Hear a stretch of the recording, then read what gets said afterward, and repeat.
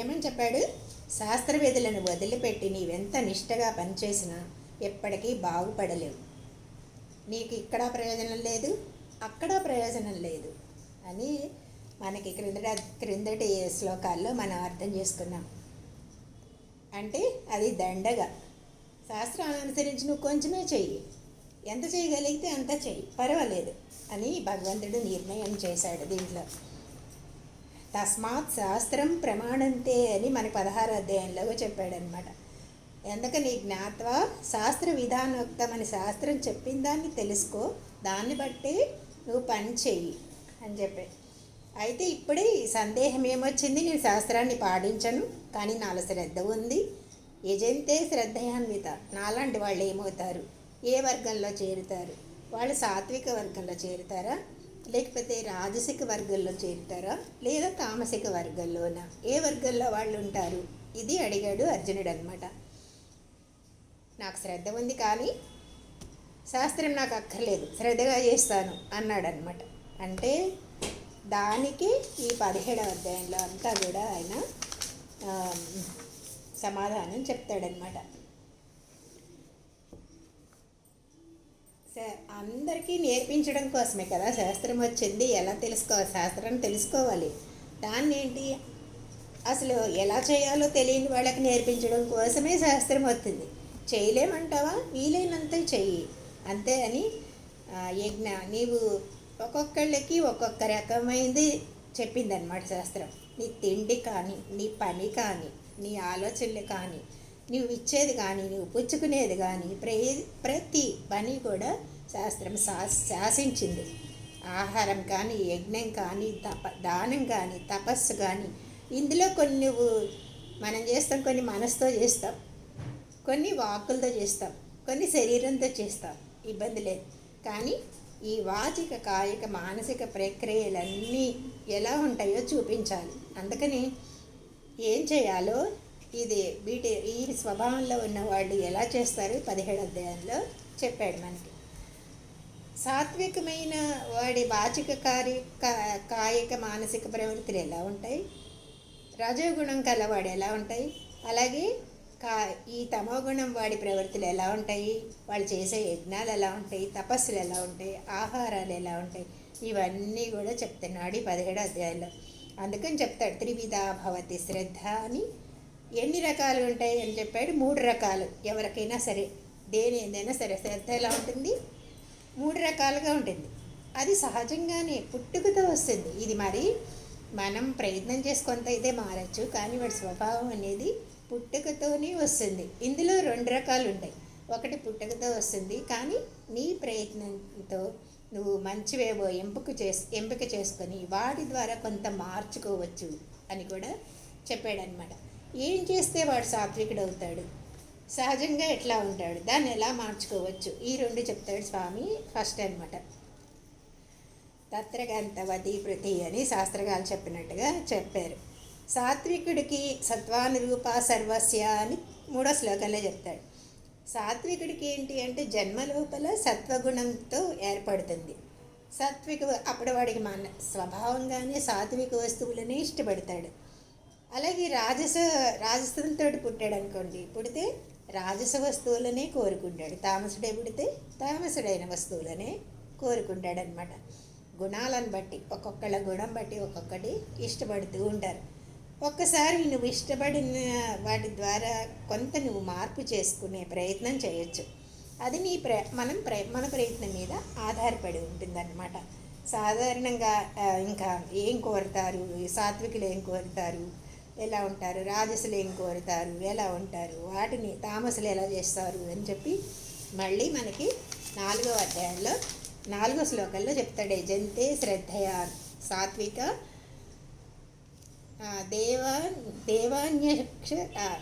అక్షాంసి రాజసాని. యజంతే సాత్విక దేవ. ఏం చేస్తారు? సాత్వికులు ఎప్పుడు కూడా దేవుణ్ణి ఆరాధన చేస్తారు. అలాగే రజోగుణం పడేవాళ్ళు రాక్షసులను ఆరాధన చేస్తారు. అలాగే మరి తామసులు ఏం చేస్తారు? ప్రేతన్భూత గణాక్షాన్య యజంతే తామసాజన. రకరకాల భూతగణాలని ప్రేతగణాలని ఆరాధన చేస్తారు. వాళ్ళని గాణపచ్చులని ఇలా కొంతమంది ఉంటారు. ఇలా వాళ్ళు ఇలా యజంతే సాత్విక దేవ అనే శ్లోకంలో ఇలా చెప్పారు, ముగ్గురు మూడు రకాల వాళ్ళని ఆరాధన చేస్తారు అని. కానీ మన దేశంలో కూడా చాలా చోట్ల జంతు బలులని ఇస్తుంటారు కదండి. జంతు బలులు ఇచ్చి వాటిని తింటూ ఉంటారు. అది ఎవరిది, అది ఏ కేటగిరీలోకి వస్తుంది అంటే తామస ప్రవృత్తి ఉన్న వాళ్ళే అలా చేయగలరు అనమాట. వాళ్ళకి తామసంగా ఉండే పనులే నచ్చుతాయి. ఒక్కొక్కళ్ళకి ఒక్కొక్క నచ్చుతుంది, అదే వాళ్ళ పుట్టుకని బట్టి అన్నమాట. అందుకని అది వాడికి ఎందుకు నచ్చుతుంది అంటే చెప్పలేం, వాడి స్వభావం చెప్పాడు భగవంతుడు కూడా, స్వభావజం అని చెప్పాడు. అందుకని తర్వాత ఏం చెప్తాడు, కొంతమంది లోకల్లో ఉంటారయ్యా, వాళ్ళని అశాస్త్ర విహితం ఘోరం అని 5వ శ్లోకంలో కొంతమంది శాస్త్రాన్ని అతిక్రమిస్తారు, అతిక్రమించి పాటించరు. వాళ్ళు శాస్త్రాన్ని పాటించరు, పెద్ద పెద్ద తపస్సులు చేస్తూ ఉంటారు, ఘోరమైన తపస్సులు అన్నమాట. దంభాలతో చేస్తూ ఉంటారు కొంతమంది, చాలా దంభంతో కార్యాలు చేస్తారంటే, దంభం అంటే ఏంటి, ఎదుటివాడు చూడాలి, అలాగే ఏం చేస్తున్నాడండి వీడు అని మెచ్చుకోవాలి, ఆ పైగా నేను చేస్తున్నాను అనేది వాళ్ళకి ప్రధానంగా ఉంటుంది. నేను కనుక ఇలా చేయగలుగుతున్నాను అని కోరికతోనూ చేస్తూ ఉంటాడు అనమాట. వాళ్ళు ఏమి శాస్త్రాన్ని పాటించరు, కొంతమంది ఉంటారు అట్లా. వాళ్ళని ఏమంటారంటే తామసులు, అసురులు అంటారంట వాళ్ళని. తర్వాత 6వ శ్లోకంలో ఏం చెప్పాడు, కర్షయంత శరీరస్థం భూతగ్రామ మచేత సహా అని చెప్పాడు. అంటే అసలు వాడికి వివేకం అంటే ఉండదు. ఎంత శరీరాన్ని ఎంత హింసిస్తే అంత గొప్ప అనుకుంటాడు, అంత గొప్ప కార్యం అనుకుంటాడు. అరే నామస్మరణ చేయండి చాలు అని చెప్తుంటే, ఆ నామస్మరణలో ఏముంటుందండి, మనకి రోజు మనం 3000 ప్రదక్షిణాలు 300 సార్లు ప్రదక్షిణాలు చేయాలంట, నేల మీద పడుకోవాలంట, ఉపవాసం చేయాలంట అని ఇవన్నీ చెప్తూ ఉంటారనమాట. కానీ శరీరాన్ని మన శరీరాన్ని మనం హింసించుకోకూడదు అని మన శాస్త్రాలు చెప్తాయి. అంత గొప్పగా ఏదో శరీరాన్ని హింసించుకొని చేస్తే అంత గొప్పగా ఫీల్ అవుతారు. ఈయనండి మహానుభావుడు, ఇలా చేశాడు అలా చేశాడు అని చెప్పుకోవడానికి అనమాట. కానీ భగవంతుడు అంటాడు అనమాట, నిజంగా అలా హింసించేస్తే అది గొప్ప వ్రతం చేసినట్టు లెక్క కాదు. ఎందుకు అంటే శరీరంలో ఉండేది ఎవరు, భగవంతుడు. అంతటా ఉన్నాడు కదా ఆయన. తామసుడిలో ఉన్నాడు, రాజసుడిలోను, సాత్వికుల్లోనూ అందరిలో ఉన్నాడు ఆయనే కదా.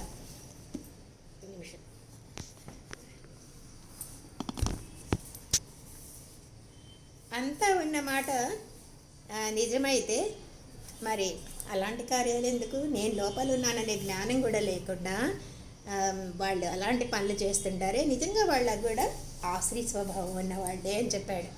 తర్వాత 7వ దాంట్లో చెప్తాడు, ఎలాంటిది అంటే ఆహారన్యపి సర్వస్య త్రివిధో భవతి ప్రియ అని.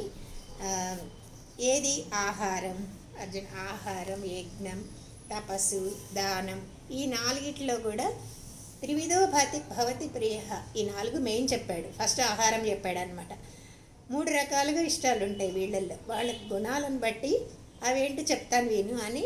సాత్వికులకి ఏ ఆహారం నచ్చుతుంది, రాజసులకి ఎలాంటి ఆహారం ఇష్టం, తామసులకి ఏ ఆహారం ఇష్టం అని ఫస్ట్ ఆహారం గురించి చెప్పాడనమాట. ఆయుస్సత్వ బలారోగ్య సుఖప్రీతి వివర్ధన అని 8వ దాంట్లో, సాత్వికుడైన వాడు ఏది పడితే తినాలనుకోరు. వాళ్ళకి ఆహారాన్ని ఆయువుని పెంచేది ఉంటుంది, మనసు నిలకడగా ఉంచే ఆహారాన్ని కోరుకుంటారు వాళ్ళు. అలాగే శరీరానికి బలాన్ని ఇచ్చే ఆహారాన్ని కోరుకుంటారు. ఇప్పుడే చివరి దాకా కూడా ఆరోగ్యం కావాలి అని కోరుకుంటారు.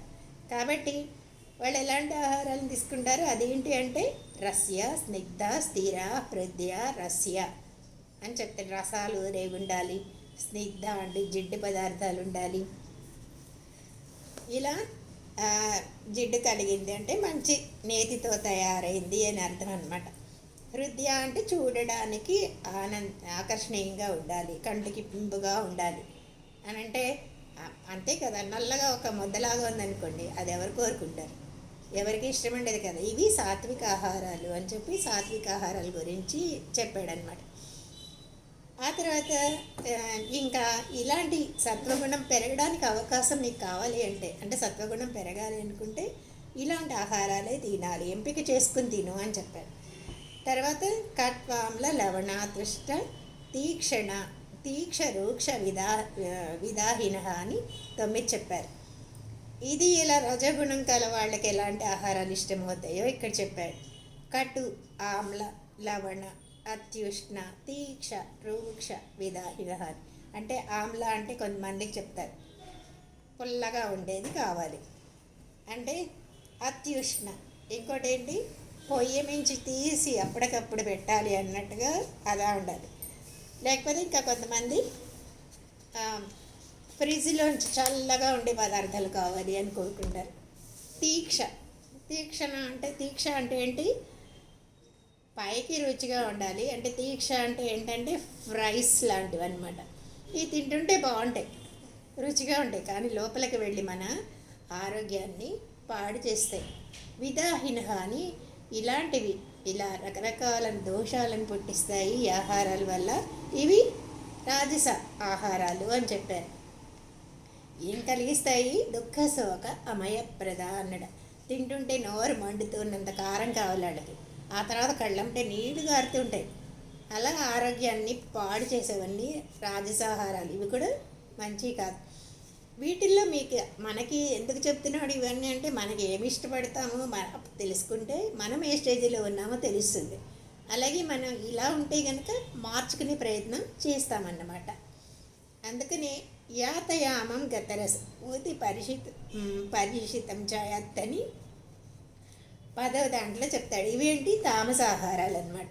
ఏంటి తామసాహారాలు అంటే, యాతయామం అంటే 3 గంటల తర్వాత 3 గంటలు వండిన తర్వాత 3 గంటలు గడిస్తే ఆ పదార్థం ఏమో తామస పదార్థం అవుతుందట. గతరసం అంటే రుచి మారకుండా ఉంటే తినచ్చు, రుచి మారకుండా ఉంటే 3 గంటలు దాటిన తర్వాత కూడా పర్వాలేదు. రుచి మారితే మాత్రం అది తామసాహారం అయిపోతుంది అనమాట. ఒకవేళ రుచి బాగానే ఉంటుంది, రుచి మారకపోయినా కూడా ఒక వాసన వస్తుంది అనుకోండి, అది కూడా తామసాహారం అనమాట. అలాగే పరియుషితం చేయత్ కొన్ని ఆహార పదార్థాలు ఉంటాయి ఎందుకండి, అవి ఏం చేస్తే నిల్వై ఉంటాయి, వాటి మీద బూజులాగా ఫంగస్ వస్తూ ఉంటుంది. లేదా తెల్లగా ఫంగస్ కనిపిస్తుంటుంది, లేదా ఆకుపచ్చగా కనిపిస్తుంటుంది, అది కూడా చెడ్డదే. కొంతమంది ఏం చేస్తారు, పైంది వరకు తీసేసి లోపలిది వాడుకుంటారు బూజెక్కినా కూడా, అది కూడా మంచిది కాదని. ఇవన్నీ కూడా ఏమంటారు అంటే తామసాహారాలు అంటారనమాట. ఇక్కడ మన దేశంలో కాదు కానీ అమెరికా లాంటి దేశాల్లో అయితే అక్కడ వడ్డించే వాళ్ళు ఉంటారు, అన్నీ అలా పెట్టేస్తారు, బఫేలాగా పెట్టేస్తే ఎవరో ఒకళ్ళు వెళ్తూ ఉంటారు. బఫే సిస్టమ్ అనమాట. వెళ్తారు, ఒక స్పూన్తో అది టేస్ట్ చూస్తారు, మళ్ళీ దాంట్లోనే పడేస్తారు. అంటే రుచి చూస్తారు, బాగాలేకపోతే ఏం చేస్తారు, మళ్ళీ అందులో పడేస్తారు. అంటే ఎంగిలే కదా అప్పుడు అది. ఇంకోటి తీసుకుంటాడనమాట, అది బాగుంటే తీసుకుని వెళ్తాడు. అట్లా ఇలాగే బంగు తాగేవాళ్ళు ఉంటారు చూడండి కొంతమంది, బంగు అని. ఆ బంగు ఏంటంటే ఒకళ్ళు పీల్చిన తర్వాత ఇంకోళ్ళు పీలుస్తూ ఉంటారు కదా, అది కూడా అలాంటిది కూడా ఎంగిలే కదా. అలాగే మనం తాగి నీళ్ళే అసలు మనం తాగితే మళ్ళీ తాగడం కూడా ఎంగిలేనంట. మీకు తెలుసో తెలీదు, ఒకసారి నోటిలోని లాలాజలం దానికి అంటింది అంటే ఒకసారి అది చెడిపోయినట్టే లెక్క అనమాట. అందుకే మన వాళ్ళు మంచినీళ్ళ గ్లాసుకుని నోటికి ఖర్చుకుని కూడా తాగేవాళ్ళు కాదు, ఎత్తి తాగేవాళ్ళు కదా. మనం ఇప్పటికి ఎత్తి తాగుతాం కదా, నోటికి ఖర్చుకుని తాగేవాళ్ళు కాదు పెద్దవాళ్ళు కానీ ఇప్పుడైనా కానీ అలా పైకెత్తుకుని తాగుతారనమాట. అంటే మన నోటిలో ఉండే లాలాజలం దానికి అంటకూడదనమాట. నీళ్ళు కలుషితం కాకూడదు. అందుకే ఎందుకంటే ఒకళ్ళ వ్యాధులు ఇంకొకళ్ళకి సంక్రమించే అవకాశాలు ఉన్నాయి కనుక, అందుకని ఇదేమన్నారు, ఉచ్చిష్టం అన్నారనమాట.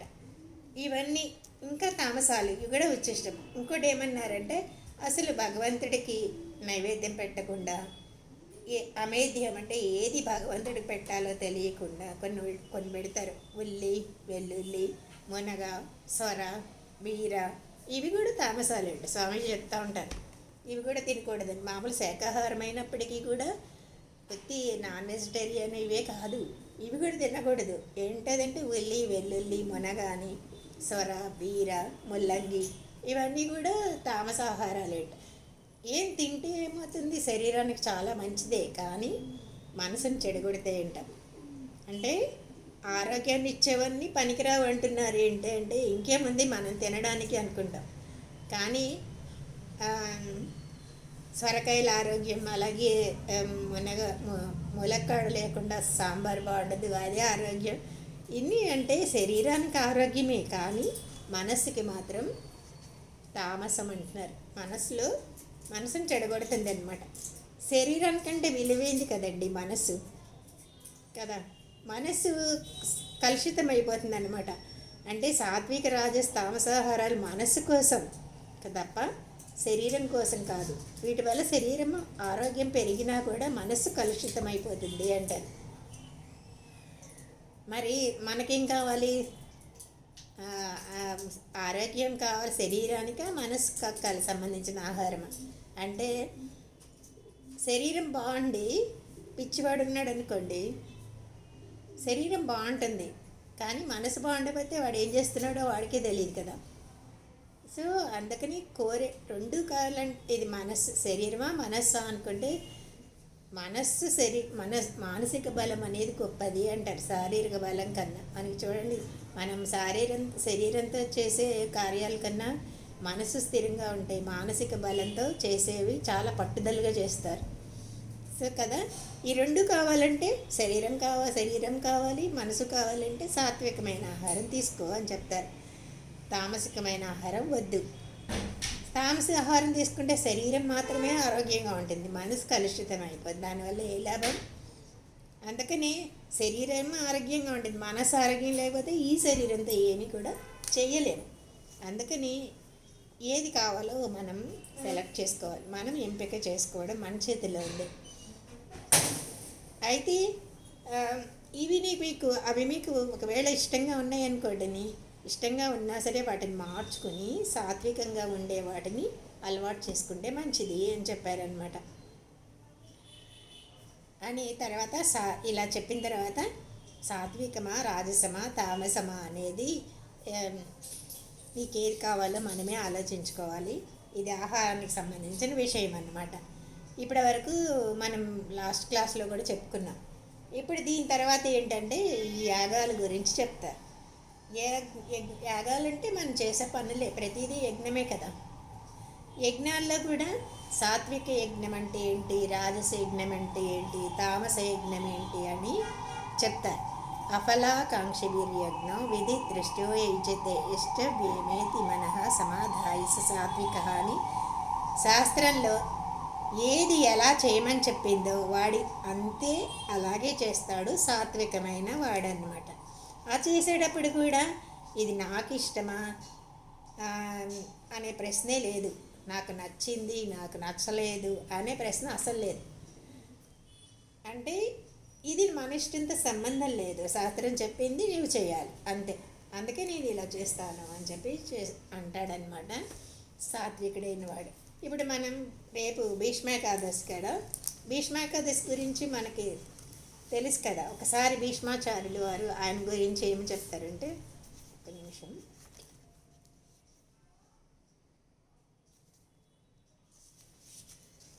అది 11వ శ్లోకం కదా ఇప్పుడు మనం చెప్పుకుంటున్నాం.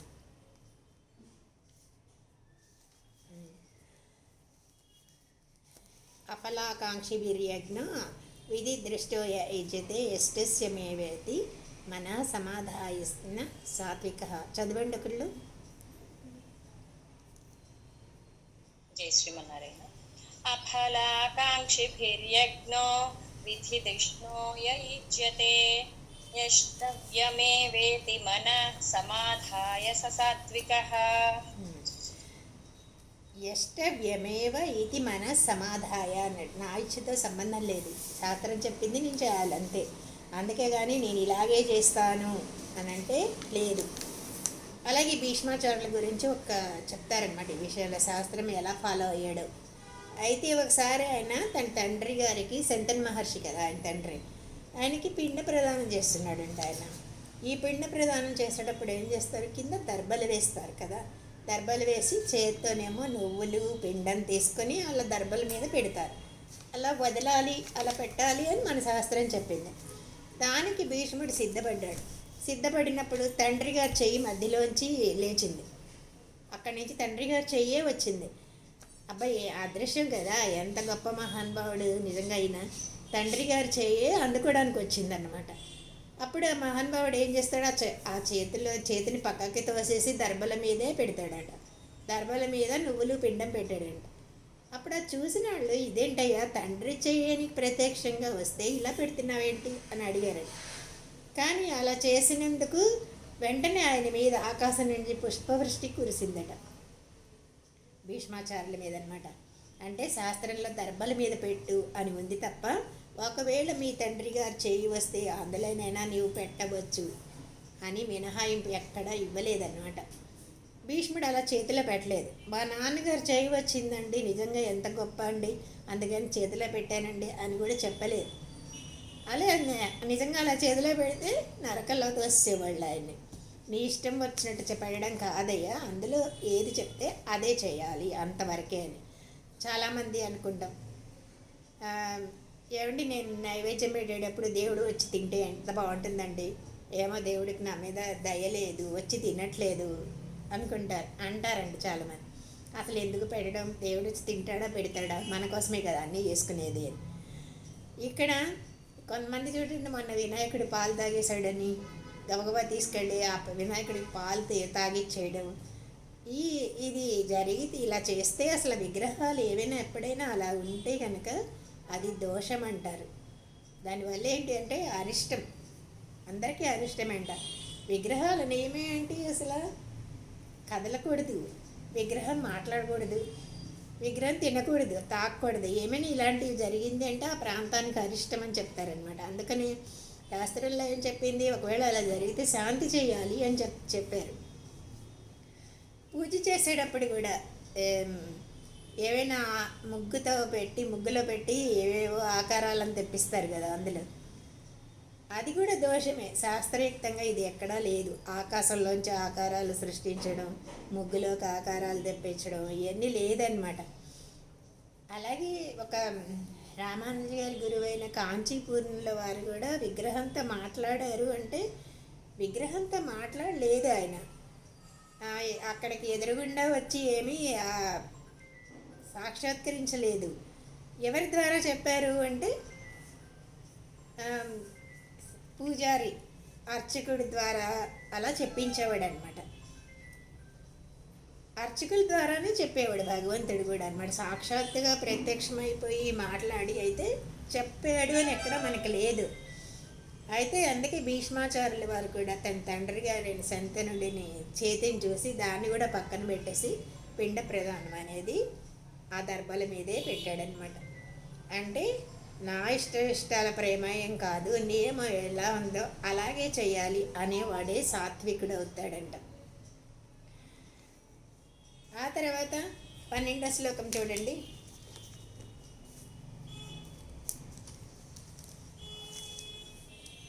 అభిసందాయతు ఫలం దర్భార్థమపి చేవయత్ ఇజ్యతే భరతశ్రేష్ఠ తం యజ్ఞం విద్ధి రాజసం అని చదవండి ఇంకొకటి.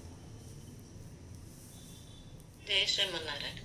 అభిసంధాయతు ఫలం దంభార్థమపి చైవయః ఇజ్యతే భరతశ్రేష్ఠ తం యజ్ఞం విద్ధి రాజసం.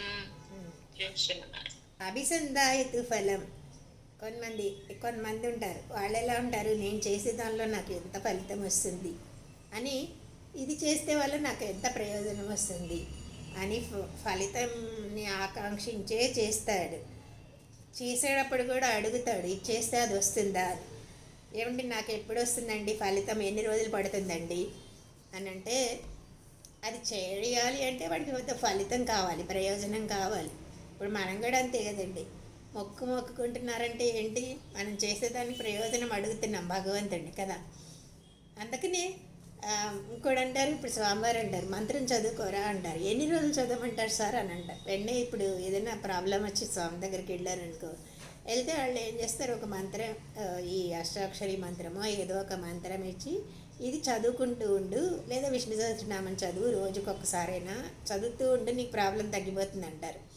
ఎన్నిసార్లు చదవాలండి, ఎంత చదవాలండి అని అడుగుతారు, ఎన్ని రోజులు చదవాలి అని.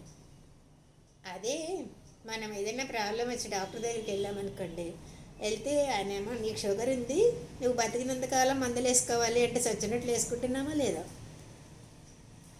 అలాగే ఇన్సులిన్ నీకు ఇంకా హై ఉంది, ఇన్సులిన్ ఇంజెక్షన్ చేయించుకోవాలంటే చేసుకుంటున్నారా లేదా? ఇంతకాలానికి ఆ నియమం లేదు కదా అక్కడ. వాడు బతికున్నంతకాలం వేసుకోవాల్సిందే, డాక్టర్ని అయితే ఎదురు ప్రశ్న వేయరు. కానీ ఇక్కడ శ్లోకం చదువుకోరా, ఈ మంత్రం చదువుకోరా అంటే స్వామి ఎన్నిసార్లు చదవాలండి అని అడుగుతారు. అడిగితే 5 రోజుల, వారం రోజుల, 2 పూట్లనా అని ఎన్ని సందేహాలు వస్తుంటాయి అన్నమాట. అంటే ప్రతి దానికి కూడా ఫలాపేక్ష కావాలి, ఫలితాన్ని కాంక్షిస్తూ ఉంటారు, ఎంత వస్తుంది అని. ఇదొక వ్యాపారం తప్ప భక్తుడు ఎలా అవుతాడు అప్పుడు? దంభార్థం అపి చేయవయ్యత్తు. ఇంకోటి ఏంటి, దంభ. వీడు ఏం పని చేస్తున్నా సరే అందరూ చూడాలి, ఫస్ట్ చూస్తేనే సేవ చేసినట్టు వస్తాయి. సేవకు కూడా వెళ్తారు కదా కొంతమంది, తిరుపతి అయినా ఎక్కడైనా జరిగినప్పుడు. అంటే స్వామివారి గుర్తించాలి అని ముందు ముందు నడుస్తూ వాళ్ళ ముందే పనిచేస్తూ ఉంటారనమాట. చూస్తున్నారు అని తెలిస్తే, చూడకపోతే కాళ్ళ మీద కాళ్ళు వేసుకుని ఎక్కడో కూర్చొని ఏదో తింటూ ఉంటారనమాట. అందరూ చూసి అబ్బాయి ఎంత బాగా చేశారు అని మెడలు ఇవ్వాలి, వాళ్ళకి మెచ్చుకోవాలి అనమాట. అంతేగాని నువ్వు కనుక చేసావు కానీ అసలు ఇంకొకడైతే చేయగలిగేవాడా అని అనిపించుకోవాలి. ఇదంతా పొగడాలన్నమాట, 10 మంది పొగడాలి అనుకుని చేసే పని దంభార్థమపి, దంభం అన్నమాట. ఇది రాజసయజ్ఞం అంటారు దీన్ని. సాత్వికులు చేసి చెప్పాను కదా, ఇష్టాయిష్టాలతో ప్రమేయం లేకుండా శాస్త్రం ఎలా చెప్తే అలా చేసేవాడు సాత్విక యజ్ఞం, సాత్వికుడు అవుతాడు. ఇక్కడేంటి దంభం, ఇంకోటి చూడాలి మెచ్చుకోవాలి అని చేసేది రాజసయజ్ఞం అన్నమాట. ఇజ్జతి భరత శ్రేష్ఠతం యజ్ఞం విద్ధి రాజసం. దీనికేమి వాళ్ళు చేసేది కూడా అసలు ఇంకోటి వాడికి ఒక నియమం లేదు, క్రమం లేదు, అందులో చేయాల్సిన మంత్రం సరిగ్గా ఉండదు. యజ్ఞం అయిన తర్వాత ఎవరికి దక్షిణలు ఇవ్వరు, అన్నదానం చెయ్యరు. దక్షిణతోటి యజ్ఞం సమాప్తం అవ్వాలంట, దక్షిణలు ఇస్తేనే యజ్ఞం అయినట్టు. తర్వాత కొంత పర్సెంట్ అన్నదానం కూడా చేయాలి అంటారు. ఇప్పుడు మనకి మంత్రజపం చేసామనుకోండి, దాంట్లో కొంత 10% అన్నదానం కూడా చేయాలి అని ఉంటుంది.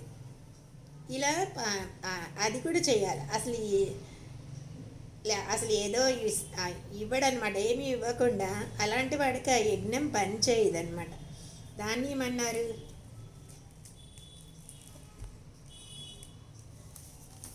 ఇది తామస యజ్ఞం అవుతుంది. విధిహీనమస్పృష్టాన్నం మంత్రహీనమదక్షిణం శ్రద్ధాభిహిరతం యజ్ఞం తామసం పరిచక్షతే. అంటే విద్వాంసులైన బ్రాహ్మణులని ఏజింపు అని ఇది ఎవరు కూడా అలా చేయమని చెప్పలేదు, అశాస్త్రీయాలని. మంత్రలోపం ఉంటుంది. ఋత్వికులకేమో దక్షిణ నేయకుండా అశ్రద్ధతో చేయబడే ఈ యజ్ఞం ఏమంటారంటే తామస యజ్ఞం అంటారు. చదవండి ఒకసారి. హరే కృష్ణ. హీనమసృష్టాన్నం మంత్రహీనమదక్షిణం శ్రద్ధా విరహితం యజ్ఞం తామసం పరిచక్షతే. ఇంకా ఇది శ్రద్ధ లేకుండా, శ్రద్ధ విరహితం యజ్ఞం అనమాట. దాని మీద శ్రద్ధ ఏమి ఉండదు. ఈ కార్యక్రమే తామస యజ్ఞం అంటారు. అది అసలు యజ్ఞానికి సంబంధించిందే కాదనమాట. ఇంకా తపస్సు మూడోది ఏంటి, ఆహారం అయిపోయింది, యజ్ఞం అయిపోయింది. ఇప్పుడు తపస్సు గురించి చెప్తాడు. తపస్సు అంటే మనసుతో చేసేది కదా. మనసుతో చేసేది అంటే ఆలోచనలతో చేసే తపస్సు. అలాంటి వాటిలో కూడా మళ్ళీ సాత్విక రాజస తామస భేదాలు ఉన్నాయి అని చెప్పి 14వ శ్లోకంలో చెప్తాడు.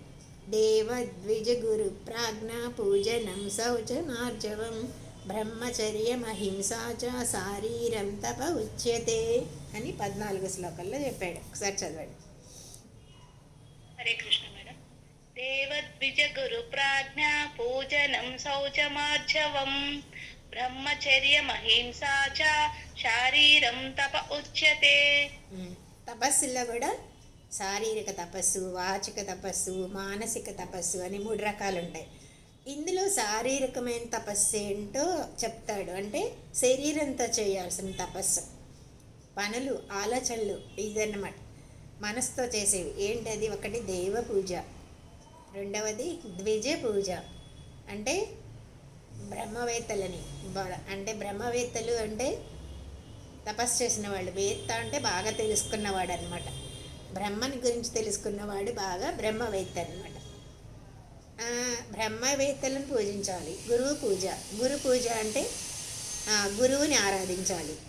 గురువు అయినాడు ఒక్కొక్కసారి బ్రహ్మవేత్త కాకపోవచ్చు, అయినా సరే పూజించాలి. ప్రాజ్ఞ అంటే బుద్ధిమంతుడైన వాడు, అంటే మంచి తెలివిగలవాడు అనమాట. వాడు బ్రాహ్మణుడే కానక్కర్లేదు, ఉత్తమ జ్ఞానం ఉంటే చాలు ప్రాజ్ఞుడు. మన అంటే కులంలో బ్రాహ్మణుడు కాకపోయినా కూడా పూజనీయుడే అన్నమాట. అంటే ఉత్తమ జ్ఞానం కలిగిన వాడు. వాళ్ళని చెప్తారు మన ఆళ్వార్ల గురించి అనమాట. ఆళ్వార్లంతా బ్రాహ్మణులు కాదు. నమ్మాళ్ళవారు ఉన్నారనుకోండి, ఆయనేమో శూద్రుడు. అలాగే కాంచీపూర్ణులు ఉన్నారనుకోండి, ఆయన వైశ్యులు అంటారు. అదే విష్ణు చిత్తుల వారు గోదాదేవుళ్ళ నాన్నగారి గురించి చెప్పుకున్నాం కదా, ఆయన ఎవరు అంటే ఆయన బ్రాహ్మణుడు అనమాట. ఇలా కులశేఖరులు అని చెప్పుకున్నాను కదా, ఆయనేమో క్షత్రియులు. అలా తిరుప్పాణాళ్ళవారు వీళ్ళేమో పంచమ కులానికి చెందినవారు అంటారు. వాళ్ళందరినీ పూజ చేస్తున్నాం కదా, అంటే గౌరవిస్తున్నాం కదా. వారి జ్ఞానంలో ఎలాంటి వాళ్ళు? సాక్షాత్తు భగవంతుడినే తెలిసిన కలిగిన మహనీయులు అనమాట వాళ్ళందరూ కూడా.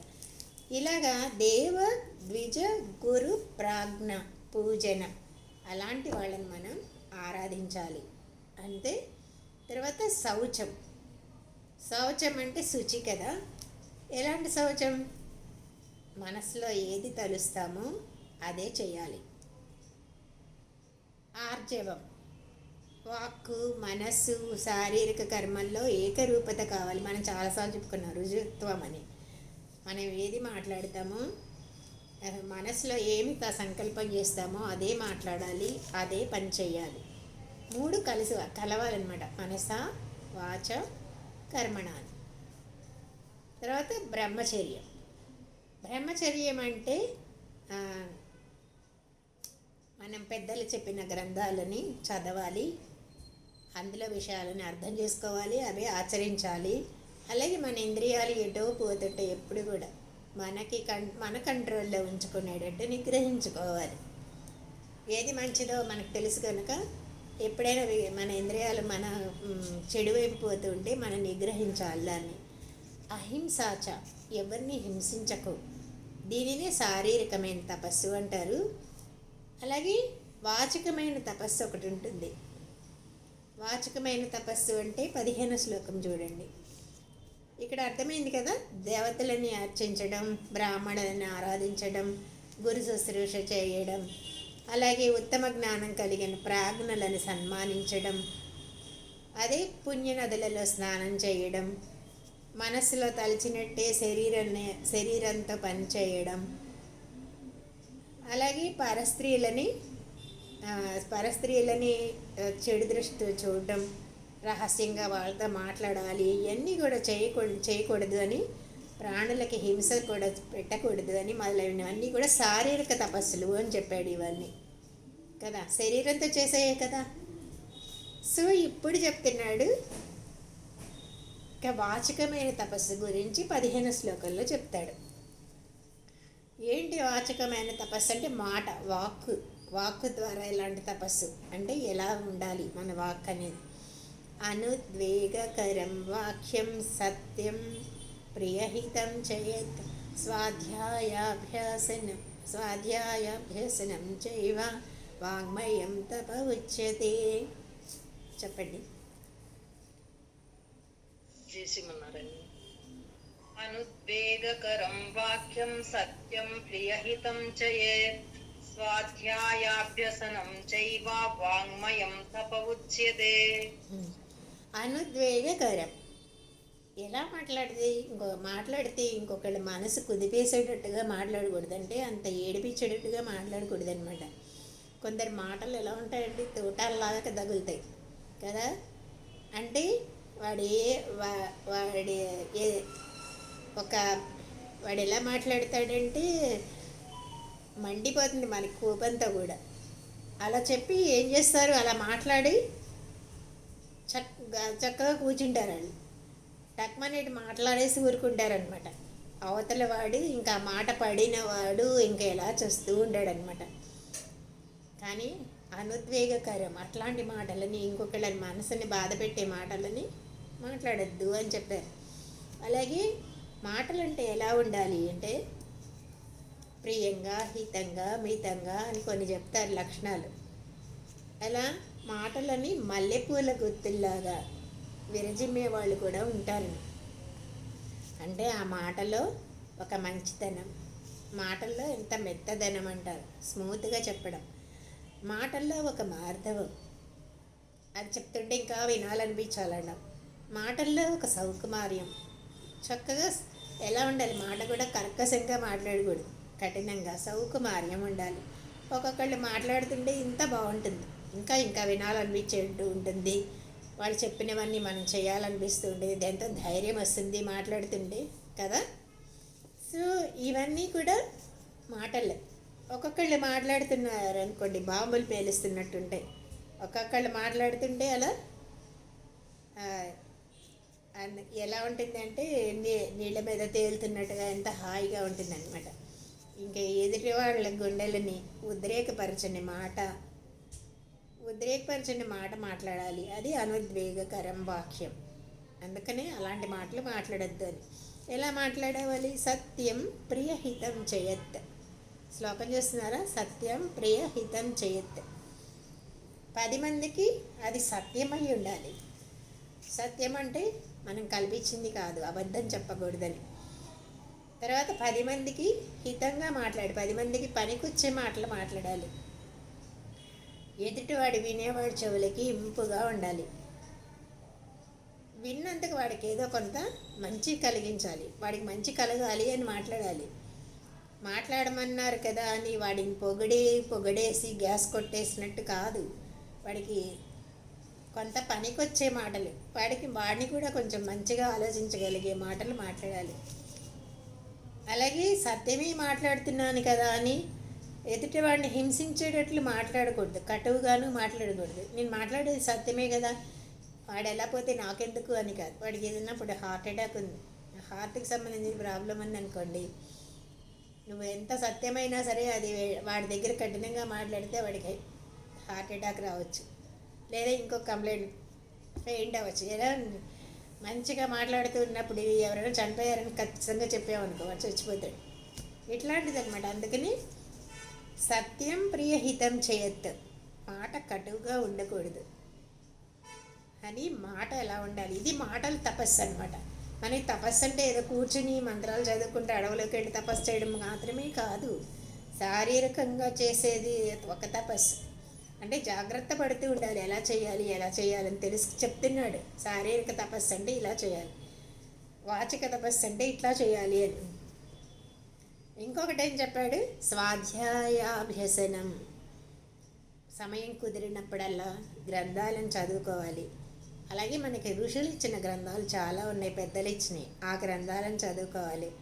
ఏదో చెత్తాచెదారం ఈ నవల ఆ నవల పట్టుకుని చదవడం కాదు, మనకి ఋషులు ప్రసాదించిన గ్రంథాలు ఉన్నాయి. రామాయణము, భాగవతము, పురాణము, లేకపోతే ఆళ్వార్లు అందించిన గ్రంథాలు, ప్రబంధాలు చదువుకుంటే అప్పుడు అది స్వాధ్యాయాభ్యసనం అంటారు, అభ్యాసం అవుతుంది. ఇది వాక్కుతో చేయగలిగిన తపస్సు అనమాట. మనం నిన్న రిపబ్లిక్ డే సందర్భంగా స్వామివారి 7 చెప్పారు, 7 పనులు చేయండి అని. ఏంటి అంటే మన కాన్స్టిట్యూషన్ గురించి రోజుకో పేజీ చదవండి అన్నారు. ఆ తర్వాత భగవద్గీతలో 2 శ్లోకాలు బైహార్ట్ చేయండి అన్నారు, రోజుకి 2. ఆ తర్వాత రామాయణంలో 1 పేజీ అయినా చదవండి అన్నారు. ఆ తర్వాత మనకి మన సంప్రదాయానికి తగ్గట్టు బొట్టు పెట్టుకోండి అన్నారు. ఆ తర్వాత నేను ఈ 7 కూడా మన గ్రూప్లో పెడతాను, నేను చూడండి ఒకసారి. ఇలా 7 పనులు చెప్పారు. అంటే 7 కదా, మనకి 77 కదా రిపబ్లిక్ డే. సో 7 పనులు రోజు చేయండి అని చెప్పారనమాట. చేస్తే అది మనకు వచ్చింది చెప్పడం ఒక పాయింట్ అనమాట. మనకు తెలిసింది మంచి విషయాలు ఇంకొకళ్ళ దగ్గర చెప్పడం అనేది కూడా ఒక పాయింట్ చెప్పారు. సో ఇది ఈ గ్రంథాలు చదవడం ఇవన్నీ కూడా స్వాధ్యాయాభ్యసనం అంటారు. అభ్యాసం చేయాలి స్వాధ్యాయం అనేది. ఇది వాక్కుతో మనం చేయగలిగిన తపస్సు అనమాట. ఇది వాంగ్మయం తప ఉచ్యతే. ఇది మానసికమైన తపస్సు. ఇక ఇది వాక్కుతో చేయగలిగింది చెప్పుకున్నప్పుడు ఇక మానసికమైన తపస్సు మనసులో ఎలా ఉండాలి. ఎందుకు చెప్తున్నాడు ఇవి అర్థమవుతుందండి? అర్థమవుతుందా? డౌట్ ఉంటే అడిగేయండి. ఎవరు ఎలా మాట్లాడాలి, ఎలా శరీరం ఉన్నప్పుడు శరీరంతో ఎలాంటి పనులు చేయాలి, ఇవన్నీ చెప్తున్నాడు మనకి. మనం ప్రాక్టీస్ చేయాలన్నమాట మనం మారాలి అంటే. ఇంకా 16 శ్లోకంలో మానసికమైన తపస్సు అని ఒకటి ఉంది. అంటే నీ ఆలోచనలు నువ్వు ఎలా చేయాలో చెప్తాడు 16 దాంట్లో. మన ప్రసాద సౌమ్యత్వం మౌనమాత్మ వినిగ్రహ భావ సంసిద్ధిరిత్యేత తపో మానసముచ్యతే. చదవండి ఎవరైనా.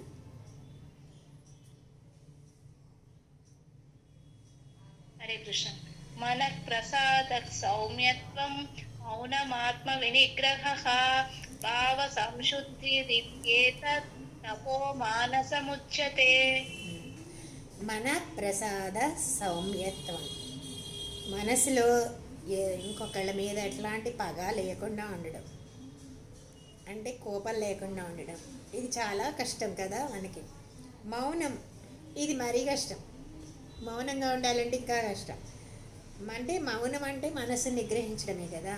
మౌనం అంటే నోరు మూసుకొని పలకల మీద రాసి చూపిస్తూ ఉంటారు చూడండి, నేను మౌన వ్రతం పట్టాను అంటే. మాట్లాడకుండా, నోటితో మాట్లాడకుండా పేపర్ మీద రాసి చూపించడం ఇలాంటిది కాదు. మౌన వ్రతం అంటే నోరుని మూసుకోవడం కాదు, మనస్సులో నిశ్శబ్దతని పాటించాలి. మనస్సు నిశ్శబ్దంగా ఉండడం అనమాట. ఆత్మ వినిగ్రహ అంటే మనసులో ఒక్కొక్కసారి చూడండి మన కంట్రోల్ ఎక్కడ ఎన్నో ఆలోచనలు వస్తూ ఉంటాయి. అలా కాకుండా ప్రశాంతంగా ఉంచుకోవడం, అది మౌనం. ఆత్మ వినిగ్రహ అంటే మానసికమైన నియంత్రణ అన్నమాట. ఏం చేయాలి అంటే నీ చేయవలసిన దాని మీద నీ ధ్యాస నిలపడం. మనం ఒక పని చేస్తే ఇంకొక మీద ధ్యాస ఉంటుంది. కారం ఎక్కువ ఉప్పు ఎక్కువ వేసేదో కారం ఎక్కువ వేసేదో వేసిందే మళ్ళీ వేయడము, ఇలాంటివన్నీ జరుగుతూ ఉంటాయి కదా ధ్యాస లేకపోతే. అందుకని నువ్వేం పని చేస్తున్నావో దాని మీద ధ్యాస నిలపాలి. భావ సంసిద్ధి, మనసు ఏకాగ్రం అవ్వాలి. మనసులో ఇతర వస్తువులను గురించి అస్సలు మనం ఏ పని చేస్తున్నామో అదే ఆలోచించాలి తప్ప ఇతరమైన విషయాలను ఆలోచించకుండా ఉండడం. ఇది మానసిక తపస్సు అంటారనమాట. ఈ మానసిక తపస్సు అంటే మనసులో క్రోధం లేకుండా ఉండాలి. అలాగే ఇంకొకళ్ళ దగ్గర చక్కటి మంచి బుద్ధి ఉండాలి. అలాగే మన వాక్కు అనే దాన్ని ఇష్టం వచ్చినట్లు సంచరించనీయకుండా కంట్రోల్ చేసుకొని మితంగా మాట్లాడాలి. అలాగే మనం ఏది సాధించాలనుకుంటున్నామో దాని మీద మనస్సు నిలపాలి. అంటే ఆత్మ కంటే వేరైన ఏ వస్తువులని గురించి ఆలోచించకుండా ఉంటే అది మానసిక తపస్సు అంటారనమాట. ఇది మానసిక తపస్సు అయిపోయింది. ఇంకేముంది? ఈ తపస్సులో కూడా మళ్ళీ రాజసిక తపస్సు, తామస్ తపస్సు ఉంటాయి. అది టూకీగా చెప్పుకుందామా? ఇంకా టైం చాలా ఉంది కదా. శ్రద్ధయా పరయా తప్తం తపస్తత్రివిధం నరైః అఫలాకాంక్షిభిర్యుక్తై సాత్వికం పరిచక్షతే. ఈ తపస్సులో కూడా సాత్విక తపస్సు, రాజసిక తపస్సు, అది చదవండి, మర్చిపోయింది. నేను చదవచ్చండి. ఎవరైనా చదవచ్చు, చదవండి. శ్రద్ధయా పరయా తప్తం తపస్తత్రివిధం నరైః అఫలాకాంక్షిభిరుక్తైః సాత్వికం పరిచక్షతే. ఇది ఎలాంటి తపస్థ త్రివిధం నరైః అన్నాడంటే ఫలితాన్ని ఆశించకుండా భగవంతుడే అన్నీ ఇచ్చేవాడు. మనం చేసే పనులకి ఫలితం ఆయనే ఇస్తాడు. చెడైనా మంది కాదు అనుకున్నప్పుడు అది మంచి ఫలితం వచ్చినా చెడ్డ ఫలితం వచ్చినా అది మంది కాదు కదా, భగవంతుడిదే, అన్నీ ఆయనే చూసుకుంటాడు అని మనం అలా ఫలితాన్ని అర్పించిన ఫలాపేక్ష లేకుండా చేస్తే అది దాంట్లో శ్రద్ధగా ఆచరిస్తే కనుక అది కాయిక వాచిక మానసిక తపస్సులు సాత్వికము అని అంటారనమాట. అంటే ఈ తపస్సులో కూడా సాత్విక తపస్సు ఉంది, రాజస తపస్సు ఉంది, తామస తపస్సు ఉందట. 3 ఇంద్రియాలతో త్రికరణంగా చేసేది చెప్పాడు, అంతే కదా. అందులో 3 రకాల గుణాలతో కలిసి ఉంటుంది అని. శ్రద్ధతో చేసే తపస్సు ఫలితం కోరకుండా చేస్తాడు, శ్రద్ధగా చేస్తాడు కానీ ఫలితం కోరడు. దాన్ని సాత్వికం అంటారనమాట, సాత్విక తపస్సు అంటారు. ఏ పనైనా శ్రద్ధగా చేస్తాడు కానీ నాకు ఇలాగే రావాలి ఫలితం, ఇప్పుడే ఇన్ని రోజుల్లో కలగాలి, లేకపోతే ఇంత కావాలని ఆశించడు అసలు ఫలితం. అలా చేసేదే సాత్వికం అంటారనమాట. తర్వాత సత్కారమాన పూజార్థం తపోదంభేన చేవయత్ క్రియతేత ఇహ ప్రోక్తం రాజసం చలమధ్రువం. చదవండి 18. చదవనమ్మా. మీరే కాదు ఇంకొకళ్ళు చదవని వాళ్ళు చదవండి.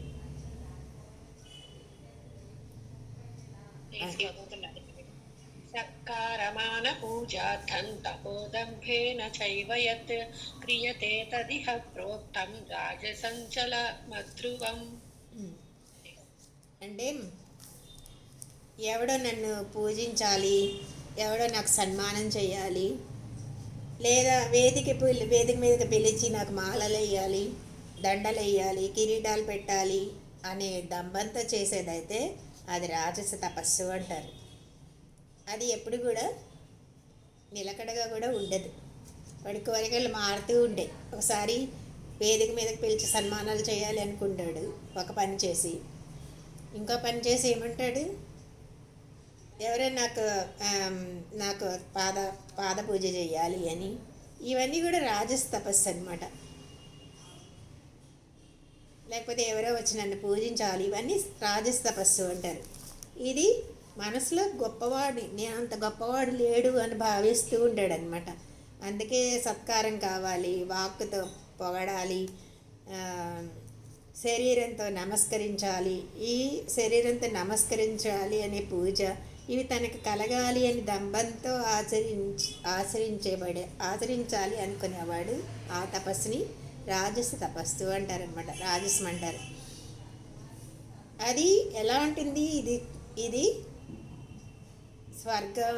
స్వర్గాదులు కావాలి, ఇంకేవేవో కావాలని ఫలాన్ని ఆశ్రయిస్తాడు కనుక ఇదేమి స్థిరమైంది కాదు, ఎప్పటికైనా నిలకడగా ఉండదన్నమాట. ఇంకా 18 కదా, 19 చూడండి.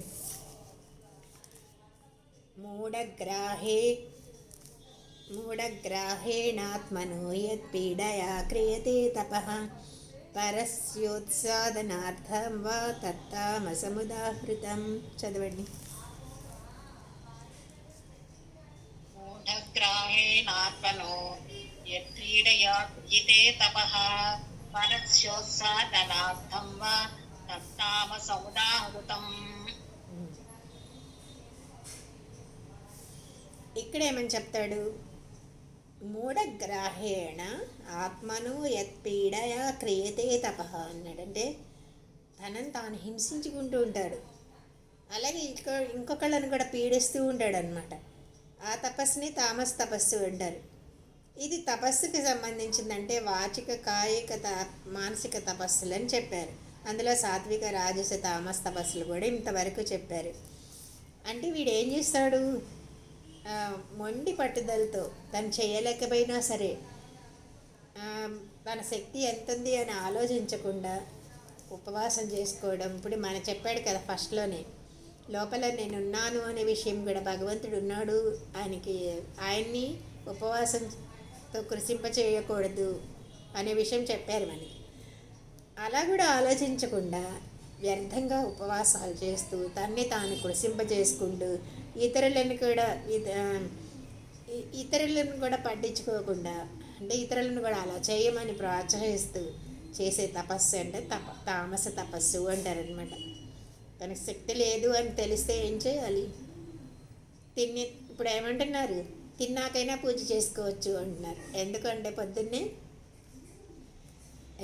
ఎక్కువ ట్యాబ్లెట్స్ వేసుకొని కళ్ళు తిరిగి పడి పూజ ఏం చేసుకుంటాడు ఇంకా. అందుకని పొద్దున్నే నీ తినాల్సింది నువ్వు వేసుకోవాల్సింది వేసుకో, తర్వాత చక్కగా పూజ చేసుకో అని చెప్తున్నారు.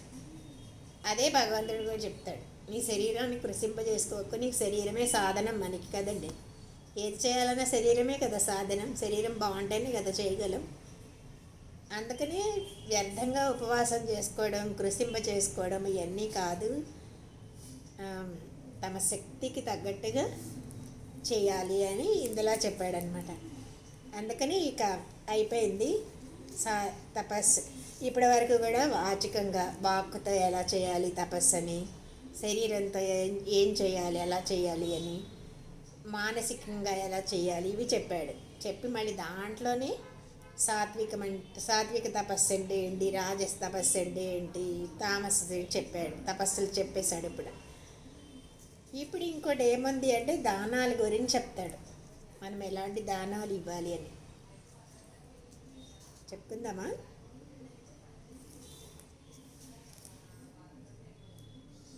దాతవ్యమితి యద్దానం దీయతేనుపకారిణే దేశే కాలే చ పాత్రే చ తద్దానం సాత్వికం స్మృతం. చెప్పండి.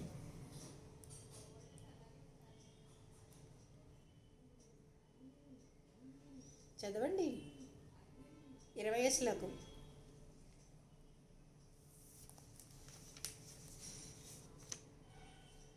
హరే కృష్ణ.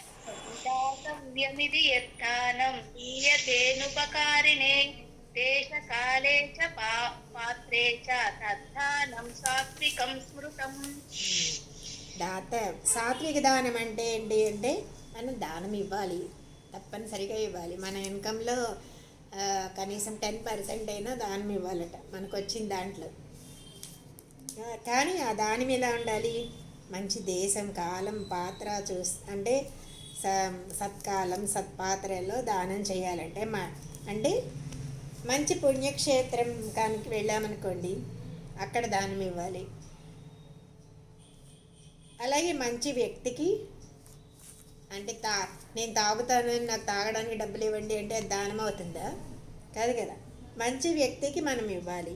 అలాగే అవి ఇచ్చేవాళ్ళు దాన్ని సద్వినియోగం చేస్తున్నారు అంటే అది సత్పాత్ర దానం అంటారు. మంచి కాలంలో ఇవ్వాలి అంటే మనకి ఇప్పుడు పితృపక్షాలు ఇలాంటివి వస్తానుకోండి దానం ఇవ్వాల్సిన కాలం, ఉత్తరాయణం పితృపక్షం ఇలాంటివి వస్తే అప్పుడు దానం ఇవ్వాలి. అప్పుడు నీవు పితృపక్షంలో ఎందుకు ఇవ్వాలంటే అప్పుడు నీకు దానం కాదు, ఉత్తి నీళ్లు వదిలినా కూడా చాలా గొప్ప ఫలితం వస్తుందంట ఆ టైంలో ఇస్తే మనకి. అందుకే కదా అందరూ పెద్దవాళ్ళ పేర్లు చెప్పి పిండ ప్రదానాలు చేయడం, స్వయం పాకాలం ఇవ్వడం ఇస్తారు, అలాగైనా దానం ఇచ్చినట్టే అని. అలాగే మంచి ప్రదేశంలో మంచి కాలంలో మంచి యోగ్యుడైన మహానుభావుడు దొరికితే అలాంటి వాడికి నీ దగ్గరున్నది నువ్వు అనుకున్నది ఏదో అది ఇచ్చేయని చెప్తారు. అందుకని దాతవ్యం ఇది దానం దేయతే ఉపకారిణే. ఇవాళ నేను ఇచ్చినట్లయితే రేపు నాకు ఏదైనా ప్రయోజనం ఉంటుంది అనుకుంటే అది దానం కాదు కదా. ఇవాళ నువ్వు ఇచ్చావంటే వాడు నీకు మళ్ళీ చెయ్యాలి అనుకున్నామని అనుకోండి, అప్పుడు ఏమవుతుంది, ఫలితాన్ని ఆశిస్తే అది దానం ఎందుకు అవుతుంది. అది భవిష్యత్తులో లేకపోతే అలాంటి వాడికి ఇచ్చాను కనుక నాకు భవిష్యత్తులో ఉపయోగపడాలి అనుకుంటే అది కూడా దానం కాదు అని ఆ భావన లేకుండా ఇవ్వడమే దానమని అనుపకారిణే అని చెప్పడం అనేది ప్రధానంగా చెప్పారనమాట. ఇక మనం చూడండి,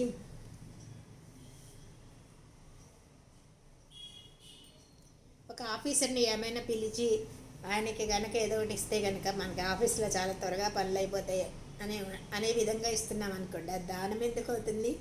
లంచం అవుతుంది కదా. అందుకని అలా చేయకూడదు. అనుపకారిణి అంటే అలా ఎవరైతే చేస్తారో దాన్ని ఏమీ ప్రయోజనం ఆశించకుండా ఎవరైతే చేస్తారో వాళ్ళు దాన్ని సాత్విక దానం అన్నారనమాట. ఇంకొకటి 21 చూడండి. దానాలు అంటే ఇక్కడ చెప్పిందేంటి, దానానికి ఏమి ఇవ్వాలో శాస్త్రంలో చెప్పబడిన దానాలు ఇవ్వాలి. అలాగే తీర్థయాత్రలో పుణ్యదేశాలు అంటారు కదా, లేదా దివ్య దేశాలను పుణ్యకాలాల్లోనూ ప్రత్యుపకారం అంటే ఏమీ కూడా మనకు ప్రయోజనం ఉంటుంది అని ఆశించకుండా చేసే దానం, ఫలితాన్ని కోరకుండా ఇచ్చే దానమే దానం, అది సాత్విక దానం అన్నారు అనమాట. ఇంకా 21 దాంట్లో రాజసదానం చూడండి ఎలా చెప్తారు. ఎత్తు ప్రత్యుపకారార్థం ఫలముద్దిశ్య వా పునః ధీయతే చ పరిక్లిష్టం తద్రాజసముదాహృతం. చెప్పండి. జై శ్రీమన్నారాయణ. యత్తు ప్రత్యుపకారార్థం ఫలముద్దిశ్య వా పునః దీయతే చ పరిక్లిష్టం తద్దానం రాజసంస్మృతం. దీనికి ఆపోజిట్, ఈ సాత్విక దానానికి ఆపోజిట్ ఏంటి? ఏదైనా ఒక వాడితో పని ఉంది కనుక వాడికి డబ్బులు ఇస్తాం ఈరోజు, రేపు నాకు ఏదో ఒక ప్రయోజనం కావాలి వాడితో అని వాడి దగ్గర ఏదైనా ఫలితాన్ని ఆశించి చేసే దానం రాజస దానం అంటారనమాట. దేశం కాదు, కాలం కాదు, వాడి మంచాడా లేదా తెలియదు, అలాంటి వాడికి ఇచ్చేది రాజస దానం. అలా ఇస్తే వాడిని నాశనం చేసినట్టే, ధనాన్ని దుర్వినియోగం చేసుకున్నట్టే కదా. ఎందుకంటే వాడికి ఏమీ పట్టించుకోడు, ఆడ ఎలాంటి వాడో తెలియదు, ఎక్కడిస్తాడో తెలియదు. దేశం కాని దేశంలో ఇస్తే దండగా, అలాగే పుణ్య ప్రదేశాల్లోనే ఇవ్వాలని తెలియదు, ఏ కాలంలో ఇవ్వాలో తెలియదు. అలాంటి వాడికి ఇస్తే ఏమవుతుంది? ధనాన్ని దుర్వినియోగం చేసినట్టే అని దీనిలో 21వ దాంట్లో చెప్తాడనమాట. ప్రతిఫలం కోరి కానీ లేదా అమంగళకరమైన ద్రవ్యాన్ని కానీ మనసులో ఇస్తూ మనసులో బాధపడేటట్టు ఉండే కూడా ఇచ్చేటప్పుడు మళ్ళీ మనసులో ఏమీ బాధ కలగకూడదు. అయ్యో ఇంతే ఇచ్చానే అనుకోవాలన్నమాట. చేయబడే దానం అంటే ఏంటి? మనసులో బాధపడుతూ ఇచ్చేది కూడా రాజసదానమే అనమాట అని 22లో ఆదేశకాలే యద్దానం అపాత్రేభ్యశ్చ దీయతే అసత్కృతమవజ్ఞాతం తత్తామసముదాహృతం అన్నాడు. 22 చూడండి, చదవండి 22. అదేశకాలే యద్దానం అపాత్రేభ్యశ్చ దీయతే అసత్కృతమవజ్ఞాతం తత్తామసముదాహృతం. అదేశకాలే అపాత్రేభ్యశ్చ, దేశం కాదు కాలం లేదు అయినా ఇస్తాడు. అసత్కృతం అవజ్ఞాతం, అందులో కూడా వాడు దాని మీద ఏదో శ్రద్ధతోనో గౌరవంతోనో ఇవ్వడు, అడుక్కునే వాడికి బిచ్చమేసినట్లుగా ఇస్తాడు. కొంతమందికి ఏమంటారు, ఇష్టంగా ఇవ్వకుండా ఇచ్చాను కదా బాబా అని తిడతా ఉంటారు. అది అడుక్కునేవాడికి బిచ్చమేసినట్లుగా ఇస్తూ ఉంటాడు అనమాట. అది ఏమవుతుంది అంటే తామస దానం అన్నారు దాన్ని. అందుకని కార్యక్రమాలు చేసేటప్పుడు కూడా ఎలాంటి శాస్త్రోక్తాలు కావయి, ఏదో తగని ప్రదేశాల్లో తగని కాలంలో మూర్ఖులకి అలాగే దొంగలకి దుష్టులకి,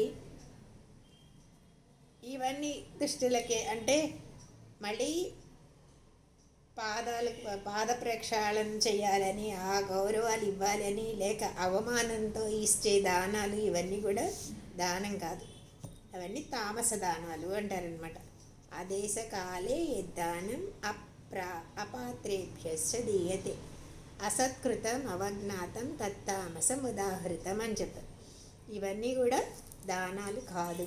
అందుకనే ఈ కార్యక్రమాలు ఏమైనా చేసినప్పుడు సాత్విక రాజస తామసాలు ఉంటాయని చెప్పి ఆహారం, యజ్ఞం, జ్ఞానం, తపస్సుల్లో 3 రకాలు ఉంటాయి, 3 రకాలుగా ఉంటాయని ఇవన్నీ చెప్పాడు.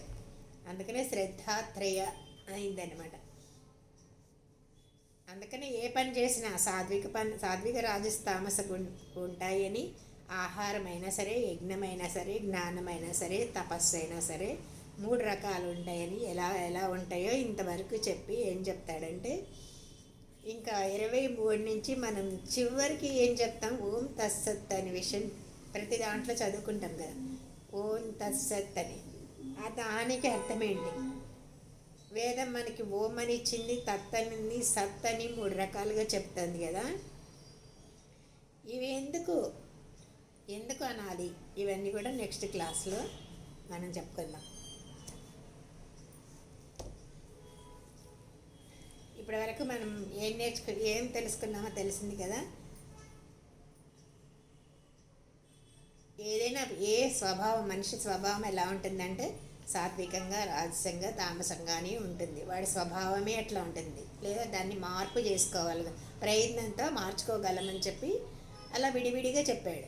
చెప్పిన తర్వాత మనం ఏ కేటగిరీలో ఉన్నామో తెలుసుకుని దాన్ని మళ్ళీ మన ప్రయత్నంతో సాత్వికంలోకి మార్చుకోవాలి అని. అలాగే మనం తినే ఆహారంలో కానీ, మనం చేసే పనులు కానీ, మనం పొందే జ్ఞానంలో కానీ, వీటిల్లో కూడా 3 రకాలు ఉంటాయి అని చెప్పాడు అనమాట. సో ఇందులో మనకి కన్ఫ్యూజ్ అవ్వకుండా ఉండేది ఏంటంటే, తపస్సు అంటే ఓన్లీ కూర్చుని తపస్సు చేసేదే కాదు, అది వాచికంగా తపస్సు, అలాగే మానసికంగా ఇలా ఏ తపస్సు దేంతో ఏం చేస్తున్నామో ఎలా ఆచరించాలో చెప్పాడనమాట. జై శ్రీమన్నారాయణ. రేపు ఓం తత్సత్ అనే దాని గురించి చెప్పుకుందాం.